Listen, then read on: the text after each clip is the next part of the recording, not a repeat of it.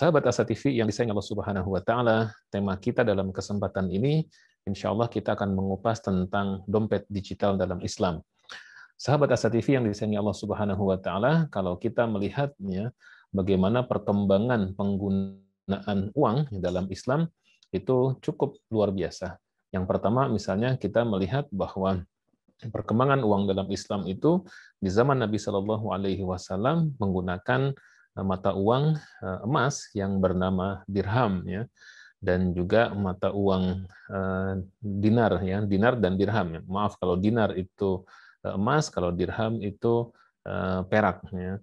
Jadi kalau dinar itu mata uang yang terbuat dari emas dan nilainya satu dinarnya itu sekitar 4,25 gram emas, ya. Sedangkan kalau dirham itu mata uang peraknya, uang recehnya kira-kira uang dirham, sementara uang pecahan besarnya adalah uang dinar.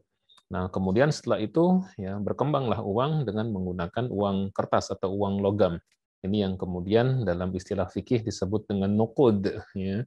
Dengan nuqud yaitu mata uang yang berlaku umum di masyarakat, ya, diterbitkan oleh otoritas dan kemudian menjadi alat tukar resmi di suatu negara atau di suatu bangsa. Nah, ini juga dikenal dalam sejarah Islam. Ya.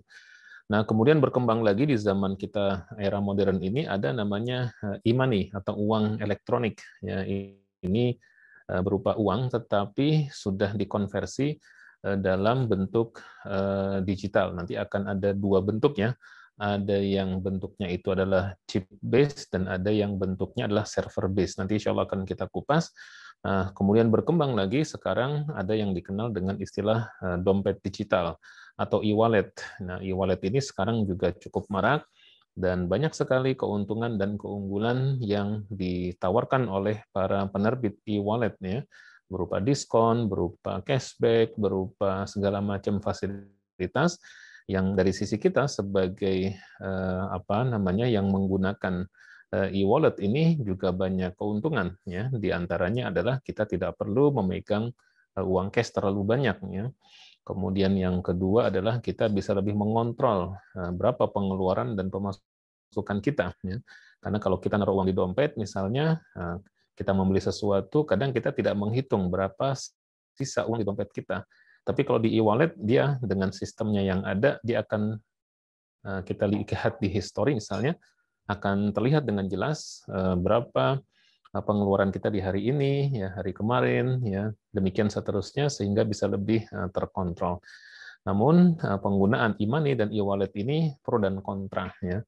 Ada ragam pendapat para ulama yang terkait dengan hukum penggunaan e-money dan juga e-wallet dalam syariah.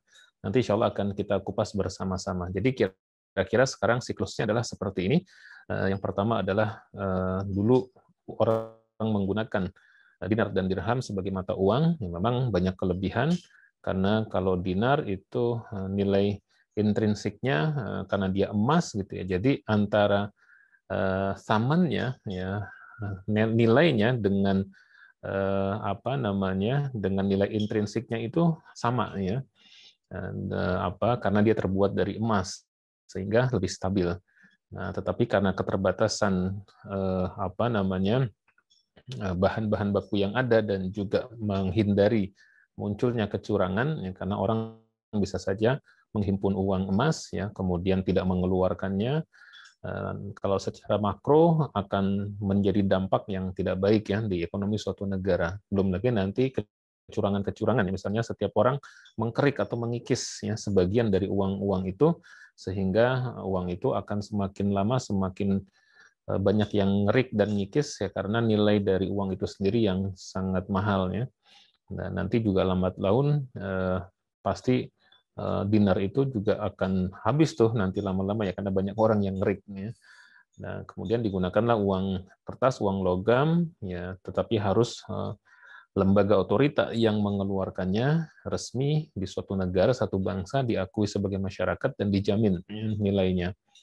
Nah, kemudian sekarang ada e-money, ya, sebagai sebuah kebutuhan. Kalau kita tidak punya e-money akan kesulitan, ya. Misalnya kalau kita berkendara, naik kendaraan pribadi roda 4, masuk ke jalan tol, ya, sering kita lihat orang ngantri panjang di pintu tol karena tidak cukup saldo e-money-nya, ya, atau mungkin bahkan tidak membawa atau lupa dan lain sebagainya. Nah, sekarang ada lagi yang namanya e-wallet. Kan kita kupas insya Allah satu persatu.